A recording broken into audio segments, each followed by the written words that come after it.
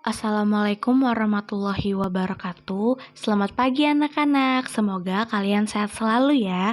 Sebelumnya, hai, perkenalkan nama saya Niken Ayu Maulinda, mahasiswi PLP Universitas Mula Warman yang akan mendampingin Ibu Aisyah dalam pembelajaran IPS dalam 2 bulan ke depan. Nah, kemarin Bu Aisyah telah menjelaskan tentang pengenalan negara-negara ASEAN. Nah, sekarang saya akan menjelaskan tentang interaksi antar negara-negara ASEAN. Nah, ada faktor pendorong dan faktor penghambat.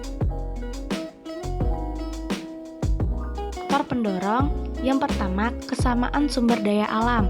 Kesamaan sumber daya alam antara beberapa negara dapat mendorong terbentuknya kerjasama antar negara. Contohnya, beberapa negara penghasil minyak bumi membentuk suatu kerjasama yang diberi nama OPEC. Yang kedua, perbedaan sumber daya alam. Adanya perbedaan sumber daya pangan di setiap negara ASEAN dapat melahirkan kerjasama. Contohnya, Indonesia mengekspor hasil pertanian ke Singapura. Indonesia mengimpor beras dari Myanmar dan Thailand bekerja sama melalui organisasi ASEAN. Ketiga, kesamaan wilayah kondisi geografis. Karena kesamaan letak geografis, beberapa negara di suatu kawasan pada umumnya mengadakan kerjasama untuk menjaga stabilitas dan keamanan negara. Contohnya, negara-negara yang terletak di wilayah Asia Tenggara membentuk kerjasama melalui organisasi ASEAN.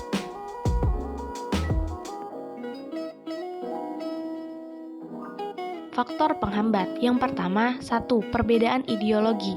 Namun, saat ini hampir tidak ada negara ASEAN yang menutup diri dari kerjasama antar negara ASEAN. Yang kedua, konflik dan peperangan. Nah, kondisi ini terjadi bisa di dalam negeri maupun antar negara mengganggu stabilitas negaranya, sehingga akan menghambat kerjasama. Yang ketiga, kebijakan protektif. Suatu negara yang menerapkan kebijakan bertujuan melindungi kepentingan dalam negeri dan meningkatkan daya saing, misalnya tidak menerima impor hasil pertanian karena dapat mempengaruhi kondisi pendapatan di dalam negeri. Keempat, perbedaan kepentingan tiap-tiap negara. Kerjasama dibutuhkan bagi perkembangan dan masa depan negara di dunia. Akan tetapi, dalam kerjasama antar negara, tiap-tiap negara memiliki kepentingan yang berbeda. Perbedaan ini dapat menghambat kerjasama yang harmonis. Selanjutnya ada bentuk-bentuk kerjasama sosial, politik, budaya, pendidikan, dan perkembangannya. Yang pertama, adanya bentuk kerjasama di bidang sosial dan budaya. Kerjasama di antar negara-negara ASEAN diminta berperan aktif dan ikut serta dalam upaya kerja sama guna mendukung kesejahteraan negaranya. Kerjasama dalam bidang sosial budaya dilaksanakan oleh COSD, Committee on Social Development. Beberapa bentuk kerjasama di bidang sosial negara di ASEAN. Pertama, 1. Bidang pembangunan sosial dengan menekankan kesejahteraan golongan berpendapatan rendah, perluasan kesempatan kerja, serta pembayaran upah yang wajar. Kedua, membantu kepada kaum wanita dan pemuda dalam usaha-usaha pembangunan. Ketiga, menanggulangi masalah-masalah perkembangan pendudukan dengan bekerja sama dengan badan-badan internasional yang bersangkutan. Keempat, pengembangan sumber daya alam. Kelima, meningkatkan kesejahteraan. Keenam, program peningkatan kesehatan. Ketujuh, pertukaran budaya dan seni. Kedelapan, penyelenggaraan pesta olahraga 2 tahun sekali melalui SEA Games. Bidang 2. Bentuk kerjasama di bidang politik dan keamanan. Kerjasama politik bertujuan untuk menciptakan keamanan, stabilitas, dan perdamaian antar negara di ASEAN. Adapun contoh nyata kerjasama dari politik dan keamanan, yang pertama, Traktat Bantuan Hukum Timbal Balik di bidang pidana. Kedua, Konvensi Asia tentang Pemberantasan Terorisme. Ketiga, pertemuan para menteri pertahanan yang bertujuan mempromosikan perdamaian dan stabilitas kawasan melalui dialog serta kerja sama di bidang pertahanan dan keamanan. Keempat, penyelesaian sengketa Laut Cina Selatan. Kelima, kerjasama pemberantasan kejahatan lintas negara yang mencakup pemberantasan teroris, perdagangan obat terlarang, pencucian uang, penyeludupan, dan perdagangan senjata ringan, dan manusia bajak laut, kejahatan internet, dan kejahatan ekonomi internasional. Keenam, kerjasama di bidang-bidang migrasi dan konsuleran dan serta kelembagaan antar parlemen. Yang ketiga adalah bentuk kerjasama di bidang pendidikan. Nah, pendidikan ini salah satu faktor penting untuk menghasilkan sumber daya manusia yang kreatif, cerdas, dan mampu menjadi penerus bagi-bagi negara asalnya. Kerjasama di bidang pendidikan terus dilakukan oleh negara-negara ASEAN demi meningkatkan kualitas pendidikan di Asia Tenggara dan meningkatkan daya saing internasional. Nah, adapun contoh dari bentuk kerjasama di bidang pendidikan yang itu satu adalah ASEAN Council of Teacher Convention adalah perkumpulan organisasi guru di kawasan Asia Tenggara. Kedua, penawaran beasiswa pendidikan. Ketiga, olimpiade di bidang pendidikan sering diadakan para taraf regional Asia Tenggara. Nah, selanjutnya adalah pengaruh kerjasama di bidang ekonomi, sosial, politik, budaya, dan pendidikan terhadap kehidupan. Yang pertama, di bidang ekonomi. MEA atau Masyarakat Ekonomi ASEAN dibentuk oleh para pemimpin ASEAN pada akhir tahun 2015 untuk membentuk sebuah pasar tunggal agar daya saing di ASEAN meningkat. Secara pertahanan, MEA membuka peluang untuk negara-negara penjual barang dan jasa dengan mudah ke negara-negara anggota ASEAN. Selain itu, akan dibentuk pasar tenaga kerja profesional seperti dokter, ahli teknik, guru, akuntan, dan lain sebagainya. Bentuk interaksi ini akan membuka peluang tenaga kerja asing untuk mengisi berbagai jabatan serta profesi di Indonesia yang kekurangan sumber daya manusianya. MEA membuka pasar dan lapangan kerja yang semakin bersaing sehingga berpengaruh terhadap penyiapan sumber daya manusia. Kegiatan ekonomi berupa produksi, distribusi, dan konsumsi semakin luas dan bersaing antar negara di Asia. Yang kedua adalah bidang sosial. Kehidupan sosial yang sangat dinamis, kondisi dan status sosial masyarakat Asia Tenggara yang berbeda dan hidup berdampingan terkadang memunculkan pertentangan karena perbedaan kepentingan. Nah, bisa dilihat ya gambar yang di sebelah ada perahu dan orang. Nah, pada tahun 2015, ribuan warga Myanmar membanjiri negara-negara tetangga dengan menggunakan perahu pengungsi yang dikenal sebagai manusia perahu. ASEAN menghimbau negara-negara anggotanya agar menerima untuk sementara para manusia perahu atas pertimbangan kemanusiaan. Selain itu, menimbulkan interaksi sosial seperti simpati dan empati antar pengungsi dan penduduk daerah. Ketiga, ada bidang budaya.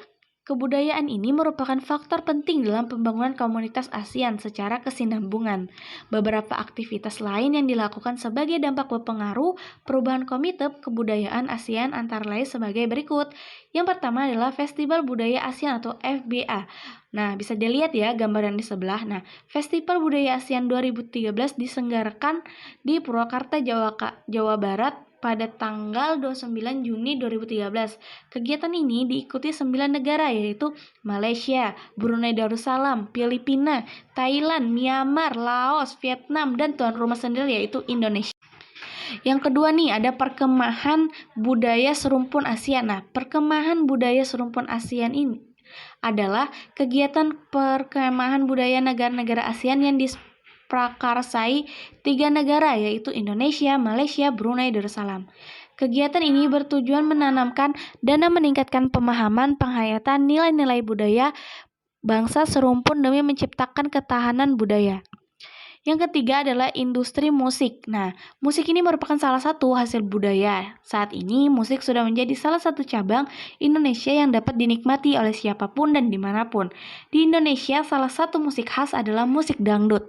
Nah, siapa yang pasti teman-teman pada tahu ya, apa itu musik dangdut? Nah, perkembangan industri musik sangat maju, konser, festival musik, dan berbagai event lainnya menunjukkan hal itu. Oke, selanjutnya ada keempat, bidang politik. Nah, perubahan dan interaksi antar ruang juga dapat berpengaruh nih terhadap kehidupan politik, baik antar negara maupun antar masyarakat di Asia Tenggara. Beberapa kasus yang menjadi sorotan, yang pertama adalah sengketa pembatasan wilayah. Masalah pembatasan wilayah telah menjadi soalan di beberapa negara di ASEAN seperti kasus Pulau Natuna, kasus Sipadan dan Ligitan, kasus Kepulauan Spratly, dan lain sebagainya. Nah, bisa dilihat ya peta di sebelah. Nah, ini adalah Pulau Natuna. Kasus ini Tiongkok mengklaim Pulau Natuna sebagai wilayah eksklusifnya. Nah, pemerintah dalam hal ini harus lebih tertib dan tegas lagi dalam melakukan investasi batas wilayah terutama di pulau-pulau. Nah, yang kedua adalah Pulau Sipadan Ligitan. Nah, yang seharusnya pulau ini adalah milik Indonesia namun diklaim oleh Malaysia. Nah, Mahakam Internasional mengabulkan klaim dari Malaysia tersebut. Jadi, Pulau Sipadan Ligitan ini termasuk dari pulau oleh negara Malaysia. Yang kedua adalah pekerjaan migrasi. Nah, pesatnya laju globalisasi meningkatkan jumlah pekerjaan migrasi dari berbagai negara. Banyaknya pekerjaan migrasi ini memerlukan aturan perlindungan hak dan kewajiban yang selayaknya disepakati oleh negara-negara asal dan negara-negara tujuan. Beberapa kasus pekerjaan migrasi menjadi perhatian negara-negara ASEAN, antara lain kerja paksa, tenaga asing, dan biaya murah, dan perdagangan pekerjaan rumah tangga migran. Yang keempat adalah bidang pendidikan. Nah, ketimpangan mutu pendidikan antara lain anggota ASEAN menjadi salah satu nih kendala terbesar di ASEAN. Dari 10 negara ASEAN terdapat 7.446 pengangguran tinggi dengan mutu pendidikan yang berbeda-beda. Kualitas pendidikan dan lulusan yang berkompeten mengubah paradigma pendidikan di setiap negara. Nah, beberapa hal yang harus dilakukan oleh pemerintah yaitu 1. Meningkatkan mutu pendidik baik dosen, guru melalui proses sertifikat, akreditas, standarisasi pendidikan, dan peningkatan gaji dan kesejahteraan pendidik serta rekrutmen pendidik yang profesional. Kedua, reformasi penyeluruhan dalam sistem pendidik. Ketiga, kemudahan dalam mengakses informasi dalam menunjang proses KBM. Keempat, meningkatkan kualitas objek pelajaran, metode pembelajaran yang variatif. Upaya-upaya meningkatkan kerjasama di antar negara-negara ASEAN. Nah, peningkatan kerjasama tersebut memerlukan dorongan, antara lain kekelompokan konsisten, keterbukaan rasa ketikan atau will feeling, saling menghormati, dan kesetiakawanan sosial, serta dinamis dalam mengkalani kerjasama. Ada pilar tersebut, yaitu upaya dalam pilar politik keamanan. Nah, terus berupaya meningkatkan kualitas pelayanan politik melalui peningkatan kemampuan pemerintah dan pelibatan masyarakat madani dalam pengambilan keputusan. Yang kedua adalah upaya dalam pilar sosial budaya, menetapkan Indonesia sebagai negara dengan sumber daya manusia yang banyak dan usai produktif dan meningkat. Ketiga, upaya dalam pilar ekonomi. Pertumbuhan Indonesia masih yang tertinggi dan produktif kreatif yang dihasilkan memiliki daya asing yang cukup bagus. Baik, mungkin itu saja yang bisa Ibu sampaikan tentang interaksi antar negara-negara di ASEAN. Ibu ucapkan terima kasih. Wassalamualaikum warahmatullahi wabarakatuh.